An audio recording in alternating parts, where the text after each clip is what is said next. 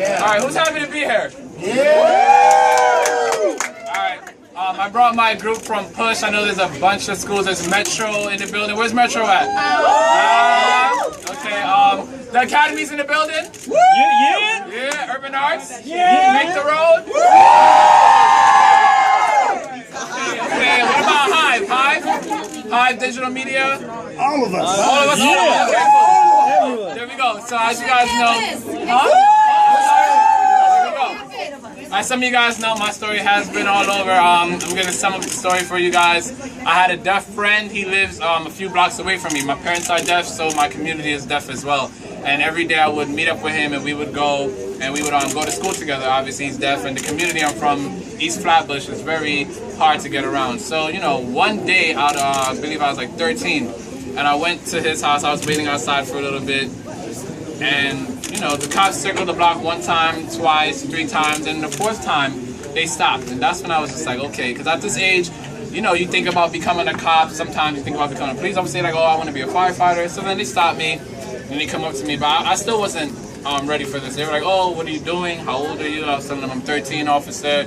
I'm waiting for my friend. He's deaf. And I guess everything that came out of my mouth, they thought it was a lie. So I was like, my friend's deaf. They're like, oh, really? Oh, you have a deaf friend in East Flatbush? You know, I was like, yeah. Like, oh, he's African American, right? And I'm like, yes.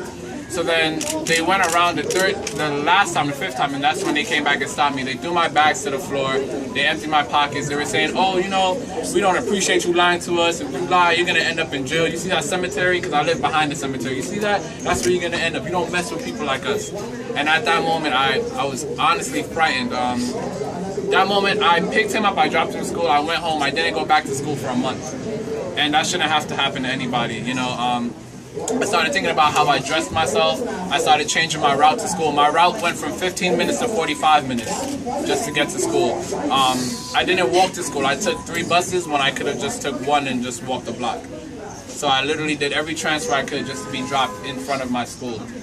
Ever since then, I've been stopped maybe 20 times. I haven't been, where is Keyshawn? I haven't been out of luck as Keyshawn, who's been stopped crazy amount of times, which is not good. But the point is that it shouldn't take us being stopped to reach other youth. You know what I mean? We should be doing this on our own. And I feel like just because it hasn't happened to you, you have to understand that this happens to people every day. This has happened to friends of mine that have got stopped 50 times. And I think that at one point we need to all come together and realize that we can use music, we can use arts, media to do this, and if we come together, we can make a big impact. They're trying to appeal everything that we're trying to do, and that's okay, because we're going to come together and we're going to make things happen. Thank you guys.